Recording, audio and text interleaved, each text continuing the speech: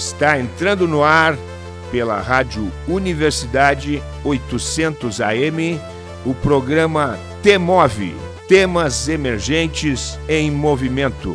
O que te move?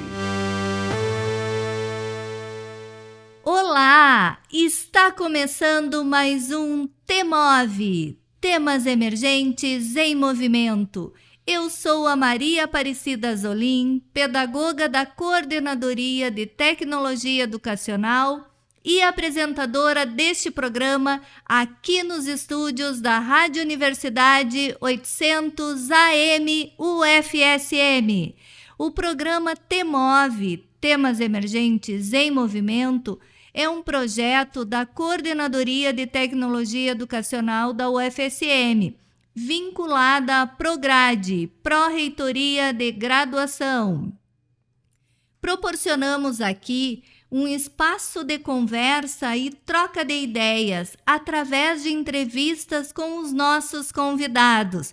Hoje, a nossa convidada é super especial, a professora Beatriz de Paula Souza. A professora Beatriz é psicóloga e mestre em Psicologia Escolar e do Desenvolvimento Humano pelo Instituto de Psicologia da Universidade de São Paulo, IPU-USP, onde coordena o Serviço de Orientação à Queixa Escolar do Laboratório Interinstitucional de Estudos e Pesquisa em Psicologia Escolar, LIP. Organizadora das coletâneas Orientação à Queixa Escolar, Medicalização de Crianças e Adolescentes e autora do livro Histórias de Educação. Além de artigos e capítulos de livros de psicologia na interface com a educação. Organizadora do Portal da Orientação à Queixa Escolar.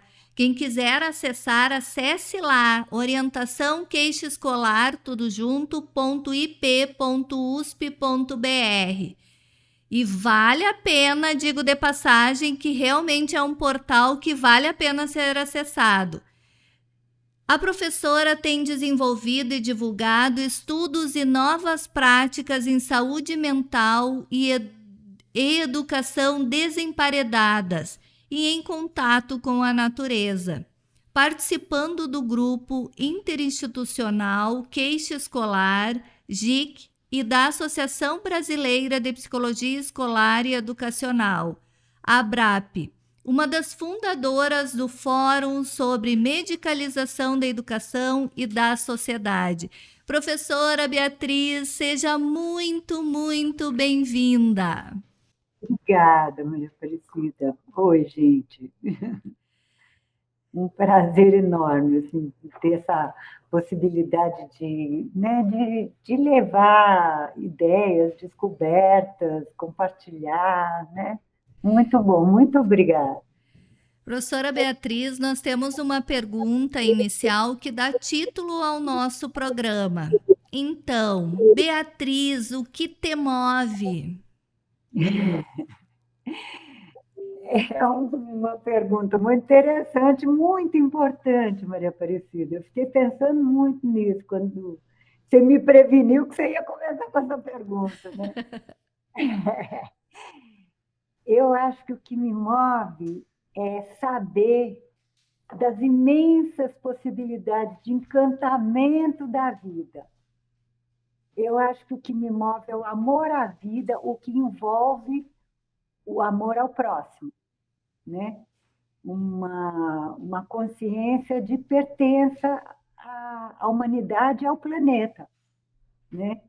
Então, é uma busca de que eu e nós, Ubuntu, né, possamos fruir de alegria, felicidade, encantamento, magia, né?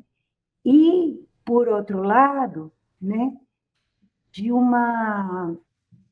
não se conformar, né, não se paralisar diante do contrário, né, dos impedimentos para essa fruição, né, e que são impedimentos que são, eles, eles são diferentes conforme classe social, gênero, etnia, né? Eles acontecem dentro de uma sociedade estratificada e com relações de poder entre os diferentes grupos, né? Então, são impedimentos distribuídos de uma forma desigual e injusta, né? Então, faz parte da minha busca pela felicidade me engajar ativamente em movimentos sociais, em me esforçar, né, me engajar em lutas, né? Eu queria evitar um pouco essa palavra, porque acho que às vezes a gente usa tantas palavras de guerra, de guerra, Eu de guerra, que também parece que a acho. gente gosta de guerra, né? Ai, municiar, a batalha, guerreiro. Tem hora que é uma guerra mesmo, é verdade, mas a gente tem que, não sei, eu tenho pensado muito sobre isso, sabe? Ai, eu também. Não fomenta a agressividade usando tanto essas palavras e muitas vezes de uma forma que não cabe, não precisava, né? Uhum. Porque a Concordo com a você senhora. precisa da paz, né? Da paz, do amor, da amizade, né? Então, eu acho que são meus mobilizadores fundantes, acho que são esses. Ai, que legal. E professora Beatriz, quem é a Beatriz de Paula Souza que não está no Lattes? Então, eu tenho 66 anos, Maria Aparecida. Já deu para viver tanta coisa, deu para ser tantas, já deu para experimentar tanto, viver tanta coisa, né? A gente sempre é múltiplo. Uhum. No currículo profissional, eu sou uma caipira com muito orgulho. Passei grande parte da minha infância numa fazenda de café, Ah, livre. Tive uma infância que eu desejo para qualquer criança. Tive cachorro, gato, boi, cavalo, porco, né? E todo um monte de passarinhos, um monte de lagartixa, de tudo, né? E muita liberdade, muito espaço, muita terra, muito barro, muita chuva, muita poça, muita, né? E eu acho que isso é uma marca importante para com mim, porque depois eu certeza. vim morar em São Paulo, na maior megalópole da América Latina, né? E, mas eu tenho que sair daqui muitas vezes, porque a natureza me alimenta, me alimenta. E acho que todos nós temos essa necessidade em algum momento, né, em diferentes graus, porque todos nós somos seres de natureza, né? Uhum. Nós somos bichos, bicho gente. Na verdade, nós somos um com o todo, né? Quando falam do meio ambiente como algo assim, ó, separado, é um absurdo. Nós somos parte dessa natureza, nós somos parte do todo e não tem como separar. Sim, e tanto pelo aspecto mais biológico, né? Quanto pelo aspecto cultural, né? Porque nós somos brasileiros, né? Eu sou brasileira, você também, né? Acredito que a imensa maioria dos ouvintes também, né? E nós somos compostos de culturas, como a cultura indígena, as culturas indígenas, as culturas de origem africana, né? Que nunca se viram separados da natureza. Então, para a gente se realizar também nessas nossas culturas, que muitas vezes nós não olhamos, nós não percebemos, mas elas constroem a nossa identidade também, compõem nossa identidade também, para a gente se realizar como ser humano, né, que tem essas culturas em si, a gente precisa também viver essa pertença à natureza. Uhum.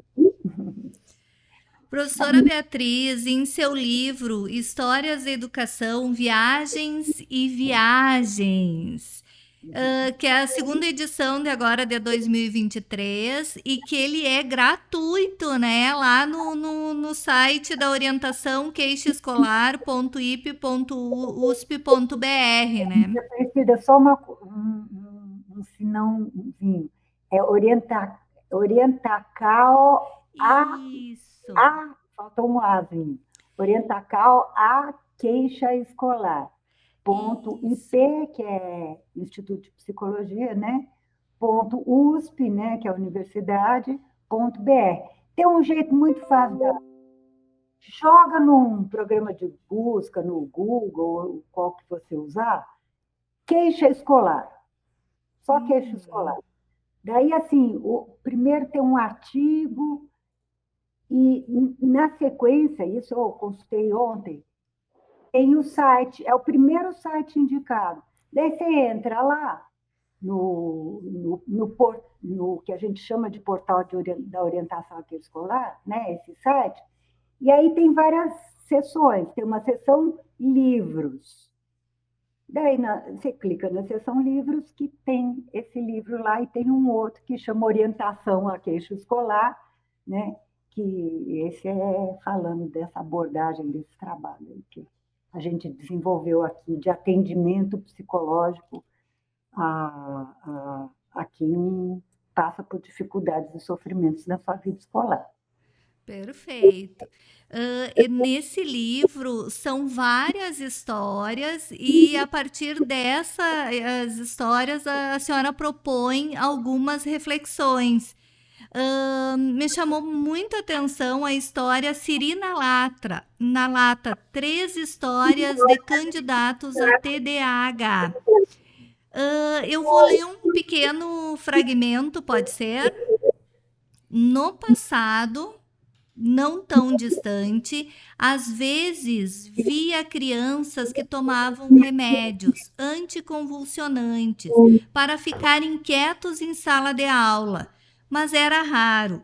Hoje é assustador o número crescente das que tomam outras drogas para o mesmo fim, porque estamos aprendendo a pensar que desajustes devem ser problemas biológicos. Por que transformamos agitados em hiperativos, tristes em depressivos, sonhadores em portadores de déficit de atenção, meticulosos em obsessivos compulsivos, rebeldes em portadores de transtorno opositor desafiador, birra em transtorno do comportamento disruptivo, envelhecimento em vergonha, seios pequenos em defeito? Substituímos partos normais por cesarianas, etc, etc, etc.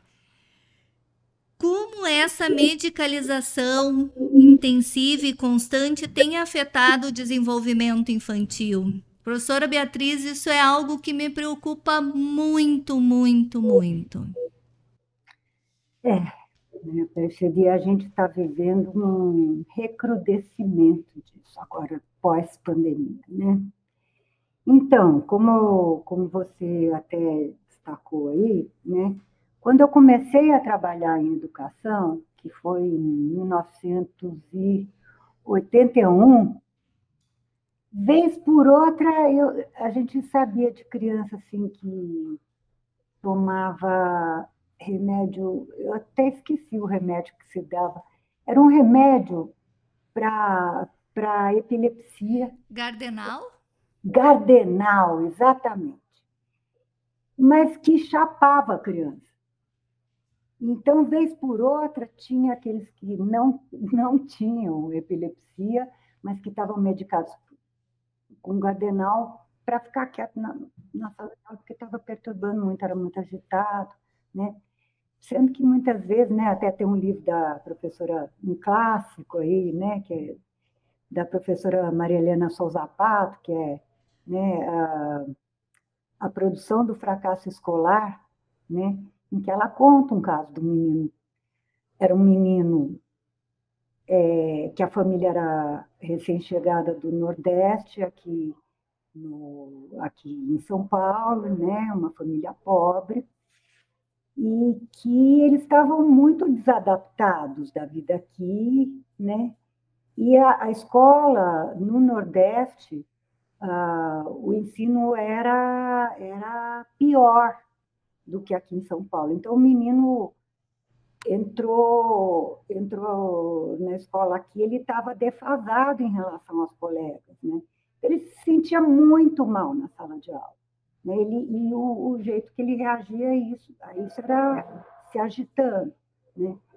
Aí essa história que a gente conhece, né? Assim, mandar para o médico e o médico capturou, né? Mandou tomar, em vez de, né, tentar entender o sofrimento desse menino, dessa família, né? E ele mandou tomar Gardenal e aí o menino piorou, né, do ponto de vista de aprendizagem, porque ainda por cima ele ficou meio tonto, né? Mas ele não perturbava, né? Vez por outra apareciam uns casos assim. Mas agora, assim, desde antes da pandemia, né? Você viu lá no meu currículo que eu sou uma das fundadoras do Fórum sobre Medicalização da Educação e da Sociedade. Começou o milagre da multiplicação dos diagnósticos, né? Não só de cada vez mais gente diagnosticada, quanto cada vez mais criação de transtornos, doenças, né? O catálogo, né? Os CIDs, né? Os quadros nosográficos do DSM, né? Foram só os livros foram só crescendo, porque foram inventando cada vez mais transtornos e diagnósticos, e tem muita coisa inventada, assim, tá?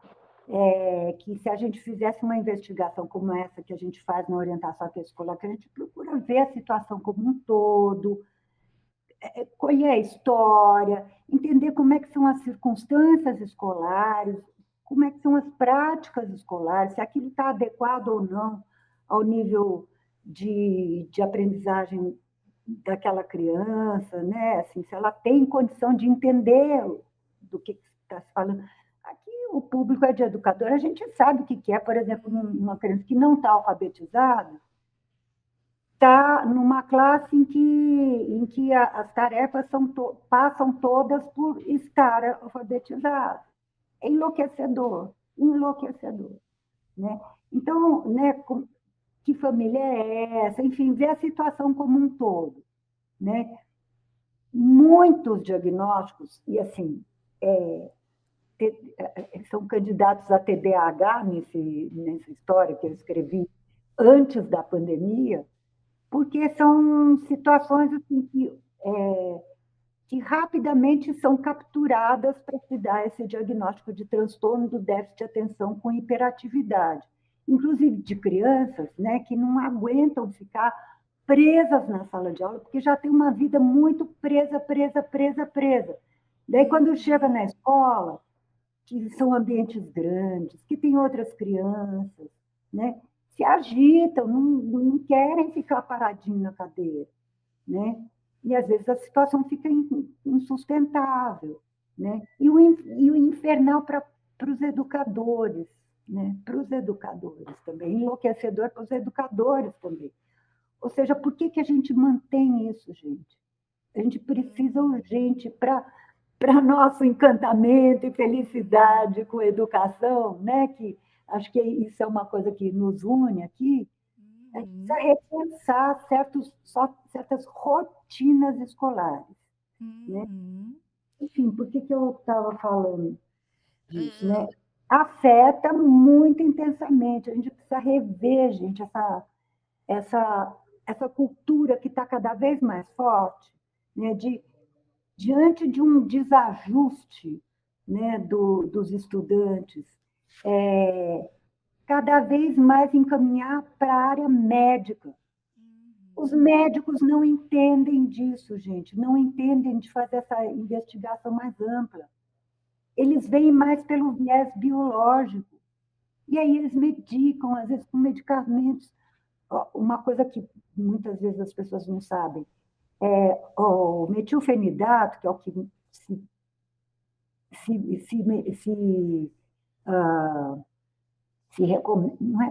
termo não é recomendar, como é que é? Se prescreve?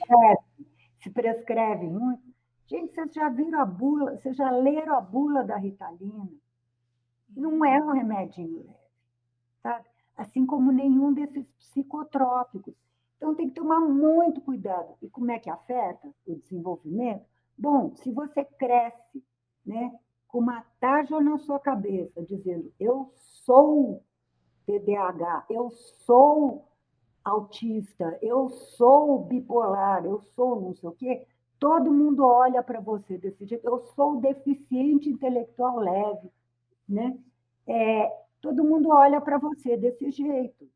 Como é que você vai constituir a sua identidade?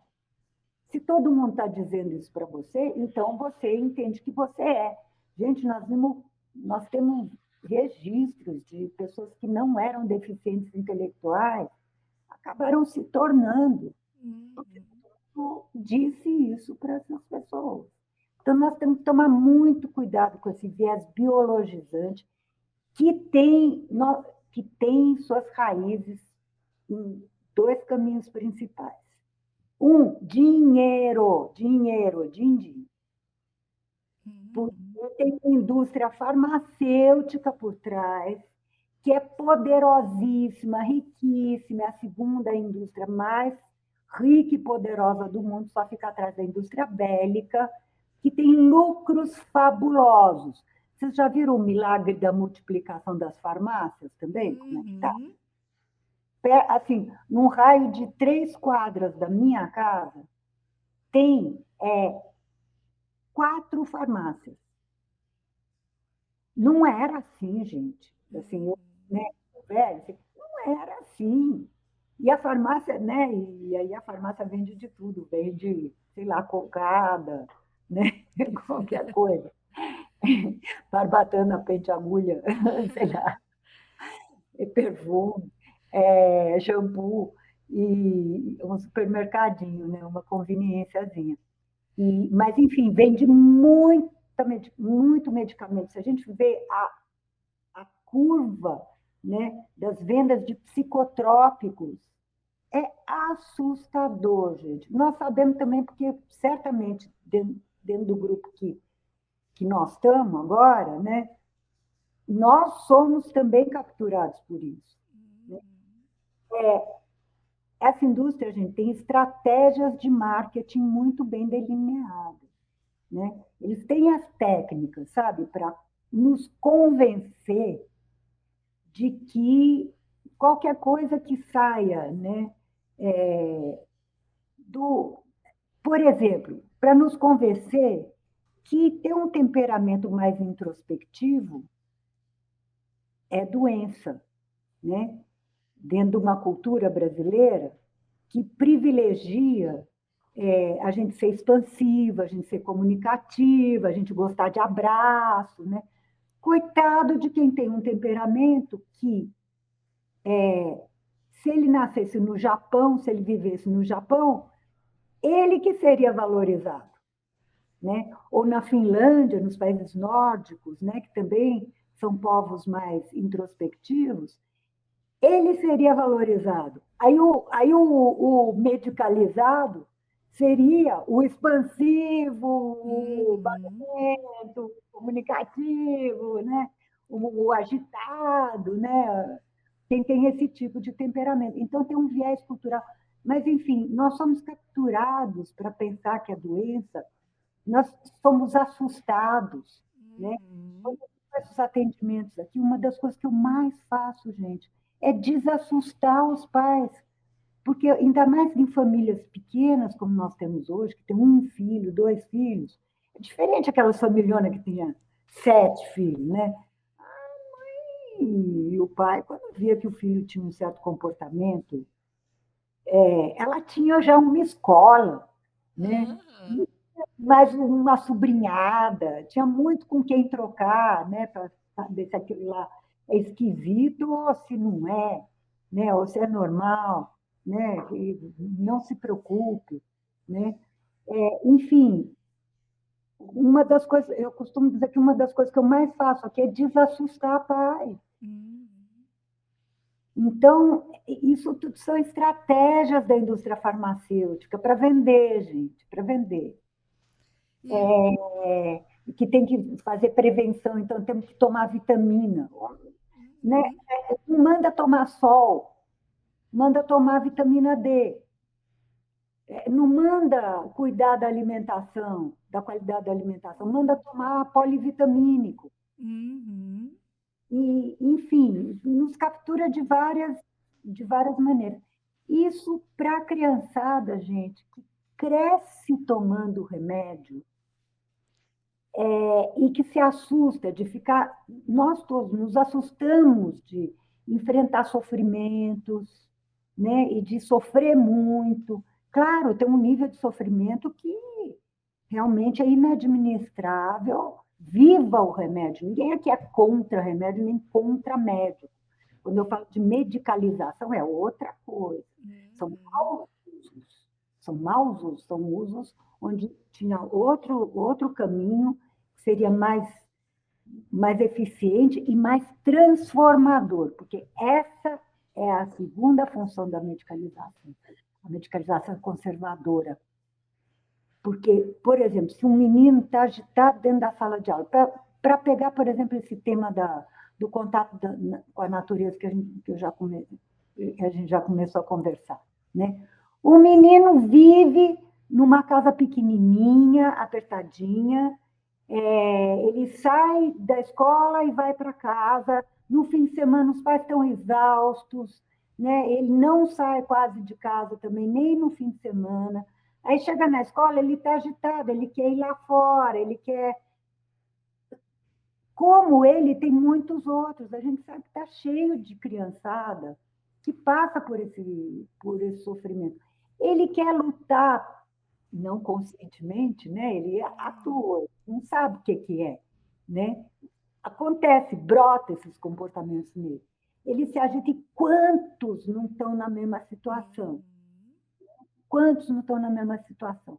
Quer dizer, se esse menino fosse entendido, isso poderia levar a, por exemplo, ter uma rotina escolar diferente que deixasse todo mundo melhor. Que a professora não tivesse que gastar um tempo enorme dizendo, vai sentar, vai para o seu lugar, Olha para para frente. ajudar o outro, fica quieto, senta aqui grudado em mim que é para te controlar. Né? Quer dizer, quantos educadores se desgastam numa luta contra uma coisa que é uma luta, por outro lado, das crianças para poder se desenvolver saudavelmente. Né? Se isso fosse enxergado, talvez a gente pudesse partir para certas práticas que existem em escolas que já fizeram isso, gente. Uhum. Mais atividade lá fora, sabe? Lá fora dá para fazer muita coisa, dá para estudar muita coisa, né? Dá para estudar, dá para, por exemplo, numa classe de primeiro ano, vamos fazer uma hortinha, como é que a gente vai fazer como é que a gente vai fazer os canteirinhos? A gente tem que medir, vamos medir, né? Estuda matemática, estuda medida. Vamos fazer os canteirinhos, vamos fazer as plaquinhas. Como é que escreve? Como é que escreve batata? Né? Como é que escreve cenoura? Como é que escreve, sei lá, beterraba? Né? Enfim, eu não sou professora, né? Eu sou psicóloga, estou falando umas coisas assim, mas vocês, professores, gente, está cheio de experiência por aí de como trabalhar Uhum. fora da sala de aula. Né? A minha experiência é como professora de psicologia. Eu dou aula, eu dou aula sobre orientação aqui escolar, né? De repente, eu percebi que eu ficava entre quatro paredes, num dia como hoje, que está um sol bonito aqui, e eu trabalho dentro de um parque maravilhoso. Convido quem não conhecer, um dia se vier a São Paulo, para conhecer a cidade universitária do Butantã, da USP. Gente, isso aqui é um parque incrível, incrível, lindo, né? Gente, o que nós estamos fazendo aqui dentro? Vamos lá para fora, carrega a cadeira aí, né? Depois eu comprei umas esteiras de palha, né? Olha, com adulto, que é mais contido, né? Que assim, que tem menos necessidade de agitação do que criança, porque a criança está constituindo o corpo, ela precisa desenvolver na musculatura, precisa desenvolver as articulações, precisa desenvolver coordenação motora geral, né? A gente ia lá para fora, olha, é impressionante, gente. As pessoas acalmavam, eu acalmava. As pessoas esqueciam o celular, não ficavam olhando toda hora para ver se já estava acabando a aula, né? Todo mundo ficava mais risonho, mais amigo. No instantinho a gente estava fazendo piquenique, né? Compartilhava aquela beleza, né? Compartilhava até uns acontecimentos, assim, sei lá, passava um pássaro com um rabo lindo. Para a aula, vamos ver o pássaro. Aquela magia toda depois ficava na nossa história, né? Tudo isso não atrapalhava, isso só ajuda, né? Porque eu faço essas coisas. Depois que a gente pegou o gostinho, gente, a gente não quer largar mais, né? Enfim, isso é altamente desmedicalizador, preventivo da medicalização, né? Os resultados, tá bom, você quer dar uma voltinha? Pode dar uma voltinha. As pessoas aprendem andando, né? Eu tenho excelentes alunos que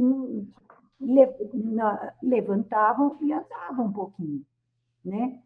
E estavam ligados, estavam prestando atenção. Sim. Né? Eu sei. A medicalização faz isso, conserva, porque fala, o problema é seu. Você não está se adaptando, não é porque você está me mostrando uma coisa que talvez fosse muito legal, inclusive para mim mesmo, né?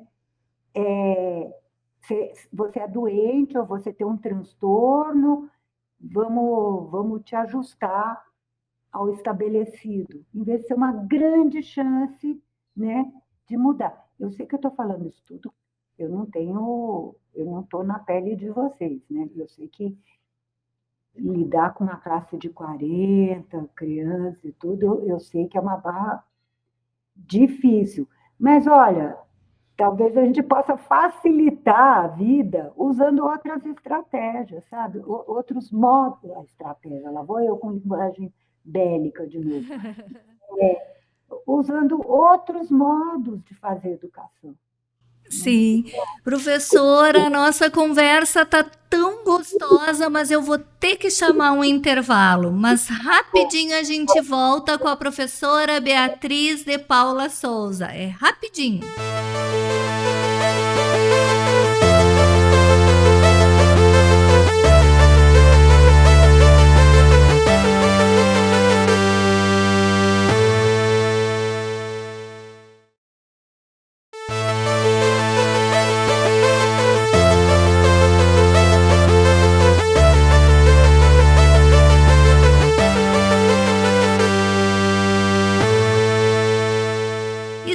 De volta com o TEMOV. Para você que ligou o rádio agora, seja muito bem-vindo, seja muito bem-vinda. Você está ouvindo o programa TEMOV pela Rádio Universidade 800 AM. Hoje com a presença da professora Beatriz de Paula Souza. O TEMOV é um programa de conversa e troca de ideias através de entrevistas semanais com os nossos convidados. Trataremos sempre assuntos sugeridos pelos parceiros dos temas emergentes. Professora, a senhora estava falando, né, da questão dessa medicalização que existe de um tempo para cá. eu sempre coloco assim, ó, que a gente precisa se colocar no lugar daquela criança. A gente, quando vai assistir uma palestra, né, 4 horas sentado no lugar, a gente não fica se mexendo, não fica conversando com o colega. A gente também fica inquieto. Imagina uma criança que estão com a energia assim, ó, 100%, a bateria toda carregadinha. Eu trabalhei 22 anos na educação básica. E isso, falando de 15 anos atrás, 10 anos atrás, eu tinha alunos que não sabiam correr. E isso que nem tinha ainda toda a questão muito tempo nas telas. Só que eles ficavam em apartamento, não tinham celular, mas na frente da televisão. Então não sabiam aquilo que eles nasceram para fazer, né? Brincar. Então isso é muito preocupante. E eu queria lhe perguntar sobre essa questão da medicalização. A questão das farmácias realmente é assim, em cada esquina tem uma farmácia. Até aqui no sul nós temos uma farmácia, uma rede, que às vezes numa quadra tem 2, 3 da mesma rede. Isso é um sinal que a gente não está sabendo lidar com as nossas dores? Se a gente cresce aprendendo, né, e isso é uma estratégia da indústria farmacêutica, uma estratégia de marketing. Eu falei da busca da felicidade, mas eu sei do papel importante que o sofrimento tem para a gente se desenvolver, e inclusive ter recursos e recursos psíquicos para lidar com situações difíceis, né? A forma de difundir, né, a questão da busca da felicidade, que interessa a indústria farmacêutica, é assustar as pessoas com relação aos momentos que a gente está sofrendo. Para que sofrer? Toma um remedinho, né? Toma como é que chama esse calmante? É o mais difundido. O Rivotril? Rivotril. Toma um Rivotrilzinho, né? Para que sofrer, né? A gente precisa do sofrimento, né, para poder se fortalecer, desenvolver formas de enfrentar, né? Um estudo que já tem é que criança que cresce, né, impedida de enfrentar sofrimentos, porque qualquer coisa toma remédio, tem uma tendência a se tornar viciado em drogas muito maior do que quem não. Porque, é lógico, assim, como é que ela vai se haver com situações difíceis? Ela não tem recurso, ela aprendeu a tomar uma droga para não sentir, né? Então, lógico, a tendência dela vai ser escapar pelas drogas, né? Então, é muito sério isso. E eu queria falar desse recrudescimento, desse agravamento que teve da medicalização no pós-período de isolamento social da pandemia. Isso, para a gente que é de educação, gente, eu estou de cabelo em pé, meus cabelos brancos estão aumentando com o que está acontecendo. Meu Deus do céu! O aumento de diagnósticos de TEA, de transtorno de espectro autista, isso já está, inclusive, quantificado. É absurdo o aumento de antes e depois do período de isolamento social. Agora, vamos pensar o que são considerados sinais de TEA. É complexo, mas tem uma marca muito forte de ensimesmamento e de dificuldade de se relacionar, pânico de se relacionar, né? E de ter uma sensibilidade para barulho, né? por exemplo. Agora, vamos pensar o que aconteceu conosco, mas muito mais agudamente com crianças e com crianças pequenas durante o período de isolamento social. Bom, primeiro, as crianças foram isoladas muito mais do que os adultos. Os adultos, às vezes, não tinham escolha e precisavam se expor ao vírus, porque tinha que trabalhar, tinha que ir atrás de conseguir comida para a família, né? A gente sabe que a fome aumentou, o desemprego, né? O horror. Bom, e aí as crianças ficaram muito isoladas, sem ter com quem brincar, tendo que ficar fechada no quarto porque a mãe e o pai precisavam trabalhar online, não podia perturbar, né? O que foi ensinado para as crianças? E muitas, assim, na fase de pequenininho, né? Quando está aprendendo o que é o mundo, o que são as pessoas. Foi ensinado. Pessoas são perigosas, são potenciais fontes de morte. Vocês lembram que a gente se cumprimentava, depois, quando a gente começou a sair, né? Batendo Um soquinho. de soquinho, de chutinho, né? Que não podia encostar. As crianças aprenderam isso, que os outros são perigosos, são muito perigosos, podem trazer a morte, né? As crianças aprenderam a brincar sozinhas, né? Então, elas aprenderam, elas desenvolveram um comportamento que se confunde com o autismo. Aprenderam a ficar em ambientes mais silenciosos. Aí, de repente, essas crianças saem do isolamento e vão para uma instituição enorme, cheia de gente. Para muitas pode ter sido uma grande alegria, mas não é de se estranhar e não é doença. Essa criança não saber, não se sentir bem, não se sentir à vontade de ficar inseguro num ambiente desse.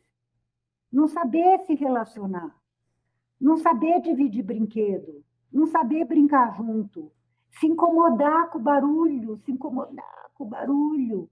né? E aí, vai para onde? Vai para médico. Médico faz o quê? Né? Com honrosas exceções, claro, com honrosas exceções. Diagnóstico de TEA, né? De transtorno do espectro autista. TDAH, né? Transtorno do déficit de atenção com hiperatividade, também muito por esse caminho, gente. Hiperatividade. Quem nunca comeu melado quando come se lambuza? Um ditado tão antigo, né? Quer dizer, essa meninada ficou presa. E aí vai para a escola e é para ficar preso. A agitação aumentou, né? Déficit de atenção, será que é déficit de atenção? Foi pesquisado como é que foi o estudo dessa criançada, né? Dessa criança, desse estudante, durante o período de pandemia. A gente sabe que uma massa de estudantes não se adaptou ao ensino remoto. Uns nem acesso tiveram, né? Então, será que é um distúrbio? Será que é um transtorno? Quando voltou, está desadaptado? Né? Hoje em dia, não sei, eu acho que eu sinto que às vezes a gente está, talvez por uma defesa psíquica, né, tentando apagar os horrores que a gente viveu. Gente, um período de isolamento social, 2 anos horríveis. Cada um aqui sabe o que passou nesse período. Vamos lembrar, gente, porque a gente se não faz essas coisas, sabe? Muitas vezes abstrai. A gente já fez até aqui levantamentos de protocolos de investigação psíquica. Quantos não tem uma pergunta? A maioria, né? E também nas escolas, quando educadores vão tentar entender o que está acontecendo com uma criança, não tem uma coisa absolutamente necessária. investigar profundamente como que esse estudante passou pela pandemia. O que estava acontecendo na casa dele? Como que foi o estudo? Né? Porque está tendo uma medicalização em massa dos efeitos da pandemia. Bom, aí é o seguinte, tá bom, o menino não está se adaptando, tudo. Precisa acudir? Precisa acudir. Eu não estou dizendo, abandona que isso não é nada, não. Isso aí é por causa da pandemia. Não, tem um sofrimento, não tem dúvida. Estamos todos marcados, sofridos, né? Tem um sofrimento? Tem. Mas para poder lidar, precisa acudir. Precisa acudir. Mas o jeito de acudir não é assim, dar um diagnóstico e chapa de remédio, entendeu? E leva uma taxa que vai levar para a vida inteira, né? E ainda convence muitas vezes que é genético, que a família começa a pensar, vai ver que eu tenho também, né? Geralmente é da família do outro, né? Daí começa. Geralmente puxou pela família do outro. Enfim, é genético, né? A gente precisa lembrar disso, gente. E outra, né? Assim, nós estamos num grau de necessidade inédito de transformar nossas práticas escolares cotidianas. Gente, até assassinato está tendo dentro das nossas escolas, né? A gente sabe o que foi, principalmente do segundo semestre do ano passado para cá, a onda de violência que teve, né? Eu mesmo tive, assim, a 15 minutos da escola daqui da USP, tem uma escola que foi aquela onde foi assassinada a professora a facadas, né? Eu tive lá, inclusive, né? Não dá para descrever o grau de horror, gente, o grau de sofrimento das pessoas. É uma coisa que não cabe em palavras. Não cabe em palavras, é muito horror, muito horror. Né? Estamos todos assustados. Esse fenômeno é multicausado. Né? A gente sabe que tem muitos fatores que se enfeixam para produzir esse fenômeno. Entre eles, o fator ideológico. A gente sabe, né, que, na grande maioria deles, tem suástica, outros símbolos nazistas. A gente sabe que tem um componente aí ideológico, né, de intolerância, de supremacismo branco, de machismo, porque quase todos são meninos ou rapazinhos que cometem esses atos violentos. Então, lógico que tem aí componentes que são dos funcionamentos da nossa sociedade, portanto, a escola sozinha não vai dar conta, né? Agora, tem o que a escola fazia e tem um pedaço da escola, né? Um outro componente que a gente sabe que está na maioria desses casos de violência extrema, né, com assassinatos, inclusive, é a pessoa que faz, ou as pessoas, né, os estudantes, ou ex-estudantes que cometem esses atos, terem uma história de sofrer bullying. Esse rapazinho que cometeu essa desgraça aqui pertinho, eu tive com colegas dele, né? Conversei com colegas dele. Eles trouxeram que, olha, ele apanhava, gente, de roda.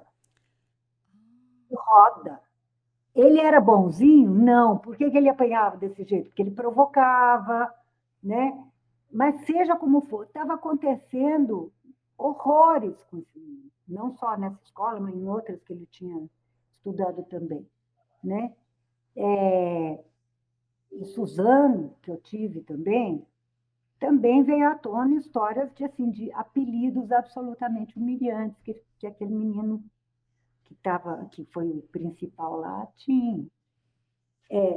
Aí, o que é a nossa prática cotidiana na escola? São práticas silenciadoras dos alunos. Não é para conversar, é para prestar atenção, é para meter a cara no seu caderno, no livro, não é para se relacionar, cada um no seu quadrado, para de conversar, né? Aí tem, assim, abre uns espacinhos para fala, né? Fulano, como é que você responde essa questão? Né? Mas, gente, são uns espacinhos pequenos e controlados, né? Nós precisamos, urgente, transformar nossas práticas cotidianas. Olha no que elas estão dando. Né? Que mais falta para a gente pensar? Desse jeito não dá para continuar. Não dá para a gente querer retomar o pré-pandemia e fazer igual a gente fazia. Já não estava bom. Suzano foi antes. E outros casos foram antes. Né? A gente tem que agora entrar para valer numa coisa que é muito um discurso, que é da educação integral, ou seja, aquela que visa ao desenvolvimento integral de todas as dimensões dos seres humanos, porque a gente não tem como... A gente não tem como deixar um pedaço de nós em casa e ir só com o intelecto para a escola. Não tem como, nós sabemos disso por nós. A gente está passando... A escola, muitas vezes a gente vai para a escola e esquece, consegue esquecer certas coisas horríveis que a gente está passando fora, distrai, acalma, né? Mas a gente entra inteiro na escola. Precisa ter espaço e ser cuidado, né? A gente precisa cuidar da dimensão do corpo, precisa ter espaço para o corpo se desenvolver. E não é aula de educação física uma vez por semana, gente, que desenvolve o corpo. É a prática cotidiana, diária, né? Precisa ter possibilidade de movimentação, né? A dimensão da emoção e das relações. Gente, como que a gente vai perceber que as coisas estão acontecendo se a gente manda todo mundo ficar parado? Né? A gente sabe trabalhar com pequenos grupos. Não, eu já faço isso, tá? Você faz isso com que frequência? Nós temos que mudar a abordagem principal. A abordagem principal, gente, não pode mais ser todo mundo quieto, parado, sem se relacionar. Né? Olha, trabalho em pequenos grupos é uma situação, por exemplo, fora outras possibilidades. Vocês são professores, essa coisa das técnicas e tudo, né? Vocês sabem muito mais do que eu, né? Eu trabalho muito quando eu dou aula, quando eu estou sendo professora, com pequenos grupos. Adoro, porque daí, assim, os tímidos falam, né? Você percebe como é que é o lance lá entre eles, né? Está sendo deixado de fora, que você não tinha percebido, né? E a gente pode ir não só enxergando, como cuidando e com propostas colaborativas. Ou seja, que a gente fala de cultivar valores, nós temos que cultivar valores na experiência vivida, não é no discurso. Né? Então, você propõe situações, por exemplo, com trabalho em pequenos grupos, em que aquele valor vai estar sendo necessário, né? Senão não sai o trabalho colaborativo. Você não está falando a respeito, você está propondo uma vivência, né? E aí você vai passando. E conviver, gente, é aprendizagem. Muitos desses estudantes, a hora que eles têm de aprender a estar em grupo, né, de aprender a se relacionar, é na escola. É pesado para a escola, é pesado mesmo. Né? Agora, uma coisa eu posso falar para vocês, gente. Depois que eu descobri esses outros jeitos de dar aula, eu estou muito mais leve. Eu estou muito mais satisfeita. Quando a gente dá espaço para os alunos falarem, trazerem as coisas que eles que eles têm, né, o tal do currículo oculto, ainda mais hoje em dia que eles têm conhecimento na ponta dos dedos, com a internet, tudo. Quantas coisas eles sabem mais do que a gente descentra, né, da necessidade da gente saber mais do que eles de tudo. A gente sabe mais do que eles em umas coisas, mas tem outras que eles sabem mais do que a gente. Sim. Aí, sabe, assim, é tão mais maravilhoso, é tão mais prazeroso, e eu saio muito melhor, muito mais leve, é mais fácil, não é mais difícil, é mais fácil.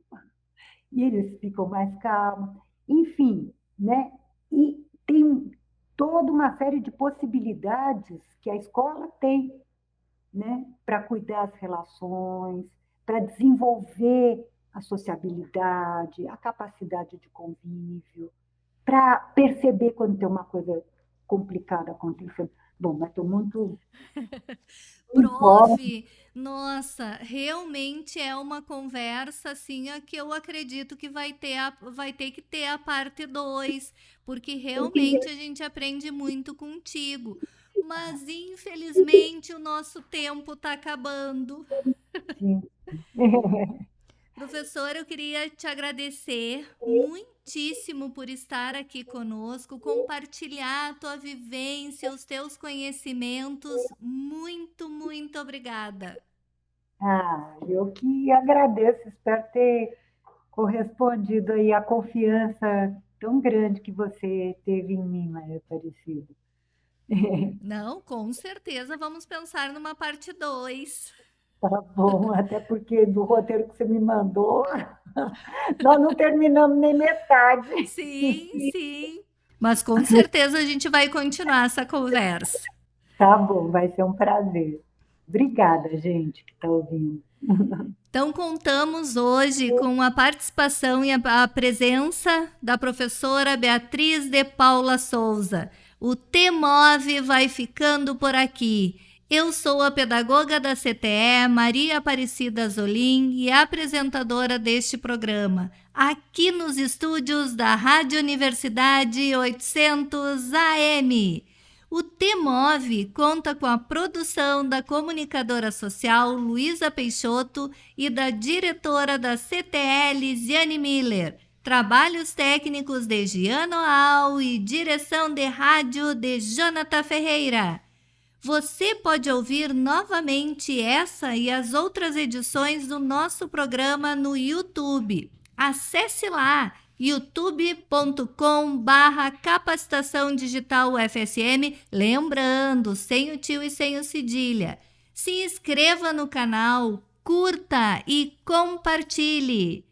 Nós estaremos de volta na próxima semana falando sobre os temas emergentes em movimento, aqui pelos estúdios da Rádio Universidade 800 AM. Que a sua semana seja leve e feliz. Até semana que vem!